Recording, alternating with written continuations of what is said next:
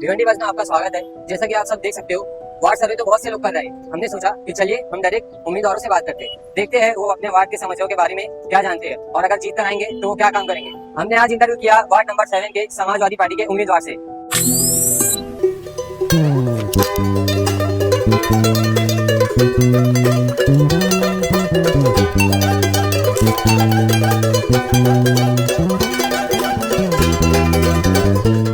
तो अभी हम है वार्ड नंबर 7 में एहतेशाम एहसान खान के साथ, जिनकी वालिदा कॉन्टेस्ट कर रही है। पहले लोगों को बताइए एहतेशाम खान है कौन? मेरा नाम एहतेशाम खान है और मेरे वालिद का नाम था एहसान खान मरहूम। उनको इंतकाल हो गया और मेरे वालिद जो थे उन्होंने भी हंडी कंपाउंड आज़मी नगर में बहुत सारी कुर्बानी दी है, बहुत सारे काम किए और यहाँ के लोगों के लिए बहुत सारे मतलब उन्होंने खिदमत के काम किए। और मेरी पहचान है हंडी कंपाउंड समरूआ आज़मी नगर में मेरा बचपन है। मैं वही हंडी कंपाउंड में गली नंबर 4 में पैदा हुआ। मैं आज वो हंडी कंपाउंड पूरा आज़मी नगर हो चुका है और आज़मी नगर में मैं वहाँ पैदा हुआ, बचपन मेरा आज़मी नगर में कटा है। मेरा सबसे पहला घर था, मैं सबसे पहला घर समरू बाग में था। मतलब मैं इधर ही का हूँ, मतलब मैं कहीं रोशन बाग या फिर मिल्लत नगर या फिर वाया वाया कहीं दूर से नहीं आ रहा हूँ। मैं 5-7 किलोमीटर दूर से नहीं आ रहा हूँ, मैं 50 मीटर दूरी पर रहता हूँ। देखो ये गटर सामने मस्जिद है, सामने मस्जिद है। गटर की हालत देखो, ऐसा नमाजी किधर से जाएगा, जगह का स्पेस नहीं है। और थोड़ा सा पानी भरता ना, थोड़ा सा जब बारिश का मौसम आता ना, तो ये गटर का पानी मस्जिद के अंदर इतना पानी था मस्जिद में। वीडियो मेरे पास, नगर सेवक लोग को बोल थक गए हम लोग। नगर सेवक बोलता वो नगर सेवक बोलता वो मेरा वार्ड नहीं है, ये नगर सेवक बोलता ये मेरा वार्ड नहीं है। सर इसका फैसला होगा कैसे? क्योंकि देखिए अभी भी आपके वालिदा खड़े हैं 7D से 10 है, तो ये सॉरी गलत बोल रहे हो। मेरी वालिदा वार्ड नंबर 7 से लड़ रही है, डा बा सा का कुछ नहीं। मैं वार्ड नंबर 7 का नगर सेवक बनूंगा इंशाल्लाह। मेरे वार्ड के अंदर डा बा का कुछ नहीं मेरे लिए। जिधर ईदगाह हो, समरू बाग हो, कैसे भाई ईदगाह हो, समरू बाग हो, नाला इधर अपना आदमी नगर हो, किधर की कोई भी समस्या रहेगी उसके समाधान के लिए मैं तैयार रहूंगा। मेरे को डा बा का मतलब ये पूरा क्षेत्र मेरा है। यानी अगर वहाँ पे कोई और इलेक्ट होता है तो वहाँ पर भी आप इंटरफेयर करेंगे कि वहाँ के भी लोगों के काम करवाएं? अगर हम लोगों को आश्वासन दे रहे हैं, क्योंकि लोग यही बोलते हैं कि भाई मैं डा से जीता हूँ, मैं सिर्फ डा का काम करूंगा, आ बा से मेरा कोई लेना देना। मैं आप लोगों को बता देता हूँ, बोले आ बा डा का जो है ना, ये नगर सेवकों ने अपनी कमजोरी को छुपाने के लिए बांटे हुए। आ बा डा का कुछ नहीं है। वार्ड नंबर 7 तो 7 और मैं 7 का नगर सेवक हूँ। मेरे पैनल का नगर सेवक काम नहीं करेगा, कॉलर पकड़ गाली दूंगा, चल पे काम कर। देखिए पहली बात तो है कि मेरी माँ को लड़ाने का एक बहुत बड़ा रीजन है। मेरे वालिद का एक बहुत बड़ा सपना था मेरी माँ को चुनाव लड़ाना। ये जो वार्ड है, ये वार्ड मेरे ससुर का था, अंसार मरहूम उनका नाम था। मेरे सगे मामू भी है, मेरे ससुर भी है। तो ये वार्ड उनका था, उन्होंने यहाँ पे बहुत काम किया। उस वक्त मेरी माँ लड़ना चाहती थी, मेरे बाप का सपना था लड़ाने का और मेरे वालिद का सपना था कि इस एरिया के अंदर। देखिए ये जो एरिया ना, आज़मी नगर हंडी कंपाउंड समरू बाग वगैरह, ये जो एरिया है, ये ना बहुत इमोशनली टच एरिया मेरे लिए। और यहाँ पर जो मैंने इलेक्शन लड़ने का जो मैंने विचार किया, अपनी माँ को जो खड़ा करा, ये कोई सियासत नहीं है, ये मेरा घर, इस घर का मुझको दर्द है।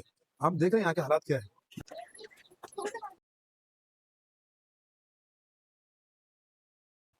आज हंडी कंपाउंड समरू बाग को, आज़मी नगर को यहाँ के नगर सेवक ने नाजीब बना दिया है और ये दर्द है मुझको, बहुत ज्यादा दर्द है। यहाँ पे पैदल आप चल नहीं पाओगे, सड़कें नहीं आपके पास। वो तो फॉर्च्यूनर में आते हैं, वो स्कॉर्पियो में आते हैं, इनोवा में आते हैं, 60-60 लाख की कार में आते हैं। उनको इतना हैवी सस्पेंशन है, उनको समझ नहीं आएगा। हमको दर्द, हम यहाँ पैदल चलते हैं। इसलिए हमने चुनावी मैदान में अपनी माँ को खड़ा किया। एक औरत अपने घर के अंदर अपने बच्चों को पालने के लिए और दीगर समाज के मसाइल के लिए लड़ती है, कंधों पर जिम्मेदारियां लेके। तो मेरी माँ एक फाइटर है और इंशाल्लाह अल्लाह ताला ने चाहा, जहाँ पे औरतों की जरूरत है मेरी माँ वहाँ लड़ेगी। जहाँ मर्दों की बात है वहाँ मैं, मेरे भाई, मेरे मामू, वकार मामू, मन्नू मामू, ये मेरे रिश्तेदार, मेरी खानदान, मेरे पूरी फैमिली मेरे माँ के पीछे सपोर्ट में खड़े हैं। आप ये बेफिक्र रहिए कि चुनाव में माँ जीत रही है, माँ लड़ रही है, कल आएंगे कि नहीं आएंगे, हम लोग पूरी खानदान साथ में रहेंगे इंशाल्लाह। और इंशाल्लाह ताला अल्लाह ने चाहा तो इस सपना हम पूरा करेंगे। अपने एरिया के अंदर एक अच्छा हॉस्पिटल पे लाएंगे लोगों के लिए, जिसके अंदर चंद पैसों में अच्छे से अच्छा ट्रीटमेंट है। एक अच्छा एजुकेशन सेक्टर लाएंगे। यहाँ के जो लोग उनको जिम करने का शौक है, बॉडी बनाने का शौक है, उनके लिए फ्री जिम लेके आएंगे। यहाँ की औरतों बेवाओं के लिए बिजनेस लेके आएंगे। वो सब पूरा करेंगे और मेरी माँ को आगे करके करेंगे इंशाल्लाह। ये सारे सलम एरिया के अंदर आप देखोगे कि घर बहुत सारे मसले मसाइल है। सबसे बड़ा मसला जो है ना इस एरिया के अंदर, जो middle class family, lower class family है, जिनके घर के अंदर मंथली इनकम मतलब कुछ भी नहीं है, हस्बैंड बेड रेस्ट पे है, बीमारियों में मुब्तला है हस्बैंड, और घर की जो फाइनेंशियली चीज़ें वो खराब है। तो इन लोगों के लिए, ऐसी फैमिली के लिए मैं बिजनेस लेकर आया हूँ। जी, किस तरह का बिजनेस ऐसा है कि इंशाअल्लाह ताला अल्लाह ने चाहा, अल्लाह रब्बुल इज्जत ये चुनाव मुझको जिताता है तो अल्लाह की मर्जी है। 2-3 महीने के अंदर, इलेक्शन जीतने के 2-3 महीने के अंदर हम लोग ने एक बिजनेस प्लान किया है। औरतें कंपनी में जो काम कर रही है, अपने मुस्लिम बहनें जो पर्दे के अंदर रह के गैर मुस्लिमों के सामने, नॉन मुस्लिमों के सामने आके अपने बुर्के उतार के कंपनी में काम कर रहे हैं, इस चीज़ का दर्द को देखते हुए हम लोगों ने एक बिजनेस प्लान लाया। अल्लाह ने चाहा अगर ये इलेक्शन अल्लाह पाक हमको जिताते हैं, हर घर 10 से 12 हज़ार रुपये की मंथली है, पर हर महीने 10 से 12 हज़ार की इनकम देंगे हम लोग। बिजनेस देंगे, हम लोग को लालच नहीं दे रहे आपको कि मैं आपको हर महीने 10,000 देंगे, 20,000, हम आपको बिजनेस देंगे।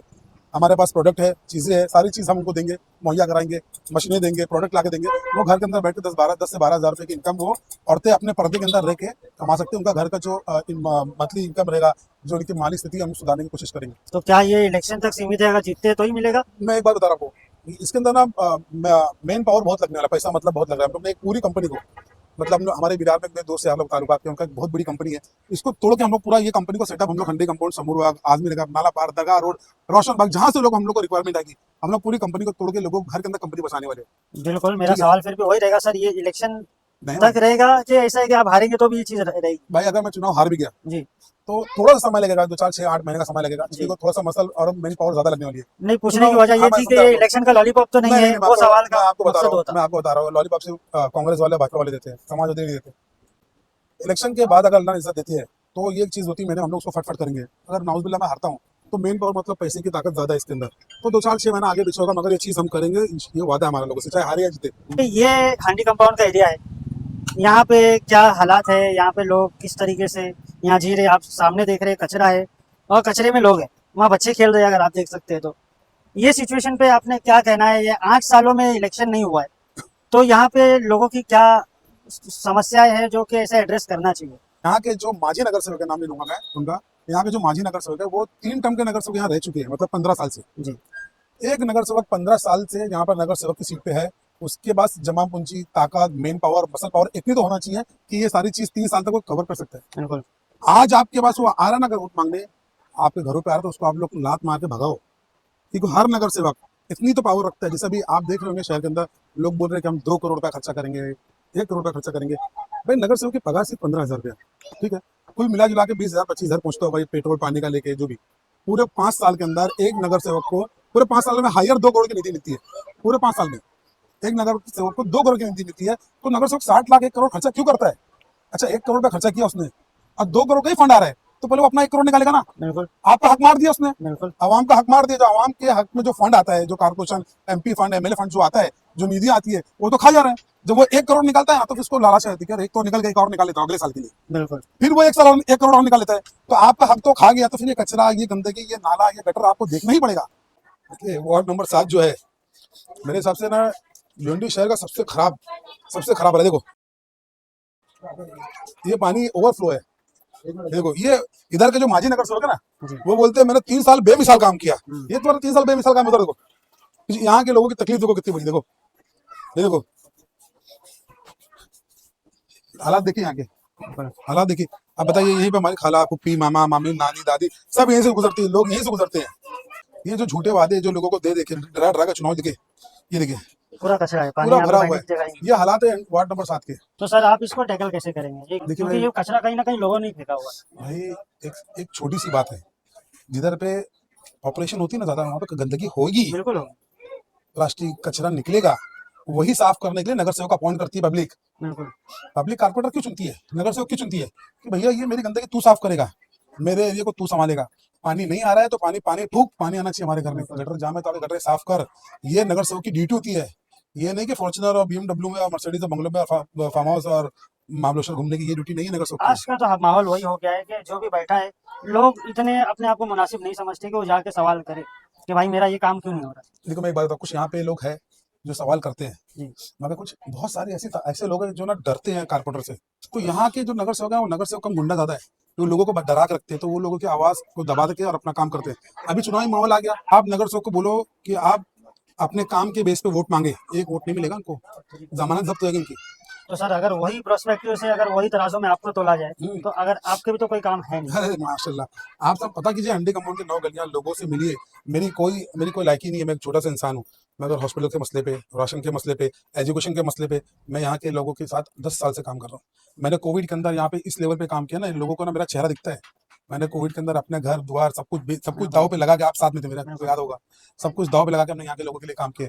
एनआरसी सीए का जब मुद्दा आया था ना, तो यहाँ के कारपोरेटर लोग करोड़पति लोग हैं, मगर एक बैनर नहीं लगाते कि ये काले कानून के खिलाफ। हम अपने घर की फैमिली को लेकर रोड पर उतर के दिल्ली के अंदर प्रोटेस्ट किए हम लोग ने, मुंबई में प्रोटेस्ट किए, गुजरात में प्रोटेस्ट किए, मुंबई में प्रोटेस्ट किया, भिवंडी के अंदर शाहीन बाग मैंने लगाया था। हमने की कोशिश मेहनत की थी, इसलिए की थी कि तो हमारे मुस्लिम माँ बहनें हैं, उनके सर से पर्दा दुपट्टा नीचे नहीं जाना चाहिए, वो माहौल था। हमने यहाँ के लोगों के लिए बहुत लड़ाई लड़ी है। हमारे पास बहुत सारा दिखाने के लिए वीडियोस है, सब कुछ है।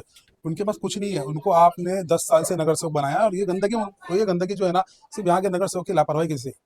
तो आप क्या मैसेज देना चाहेंगे लोगों को? साइकिल का प्रचार ऐसा है क्या, उनके दिमाग तक कैसे पहुंचाएंगे? देखिए मैं एक बात बता रहा हूँ, ये उत्तर भारतीय एरिया है, ये जो भिवंडी शहर है, मैं तो भिवंडी शहर को और हंडी कंपाउंड को खास तौर पे यूपी देखता हूँ। पूरे उत्तर भारतीय एरिया यूपी के लोग यहाँ बसे हुए हैं। समाजवादी पार्टी को आपने यूपी में देखा कैसा काम किया है, आपने ईस्ट में देखा है, भिवंडी ईस्ट में भी देखा आपने समाजवादी ने कैसा काम किया है। अब बदलाव की लहर हंडी कंपाउंड वार्ड नंबर 7 के अंदर है, इंशाल्लाह वो हम करके दिखाएंगे। एक और चीज़ इसमें पॉलिटिकल आजकल की हवाओं पे मैं थोड़ा सा ऐड करूंगा कि वहाँ पर जो समाजवादी की हवा बिना रईस शेख के नाम के नहीं चली है। अभी जो सिनारियो वहाँ पे चल रहा है, रईस शेख की बगावत हो गई, तो इससे क्या आपको लगता है कि उस चीज़ का फर्क समाजवादी पार्टी के नाम पर आएगा? मैं दो बार इस बात पे छोटी सा एक जवाब देता हूँ। देखिए वो हमदर साहब और आसिम भाई के बीच में मामला है, उनके पर्सनल निजी मामला, तो उसमें मैं बोलता नहीं, मगर मैं एक बात बताता हूँ। गोवंडी शहर, गोवंडी गोवंडी के अंदर अबू आसिम भाई खड़ा कैसे आप गोवंडी शहर के अंदर रईस शेख साहब नहीं है। रईस शेख अच्छा लीडर है, मैं नहीं बोलता। गोवंडी के अंदर रईस शेख साहब नहीं है, अबू आसिम आजमी है। यूपी के अंदर रईस शेख साहब नहीं है, समाजवादी है।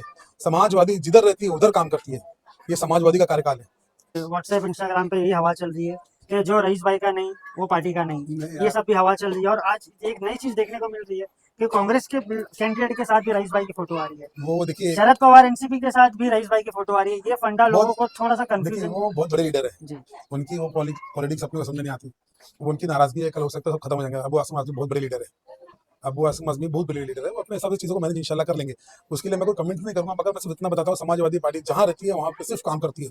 आप समाजवादी पार्टी का इतिहास उठा के देख लीजिए, यूपी देख लीजिए, महाराष्ट्र देख लीजिए, मुंबई देख लीजिए, भिवंडी देख लीजिए, किधर देख लीजिए, समाजवादी जिधर गई उधर काम हुई। और जब आमदार साहब चुन के यहाँ पर आए थे ना भिवंडी शहर के अंदर, तो आमदार साहब को लोगों से कांटेक्ट, लोग मिलाना, लोगों से निधि दिलाना, तो अबू आसिम आजमी साहब का बहुत बड़ा रोल था उसके अंदर, तभी इतना ईस्ट के अंदर बदलाव आया। अभी आसिम भाई ने कल मुझको फोन भी किया है कि डट के काम करना है, बदलाव के लिए लड़ना है अपने को, तो इंशाल्लाह हम बदलाव के लिए लड़ेंगे। ये थी एहतेशाम खान की बातें। अगर आपको कोई सवाल है तो हमें कमेंट में बताएं, हम आपकी बात ज़रूर उनके सामने रखेंगे।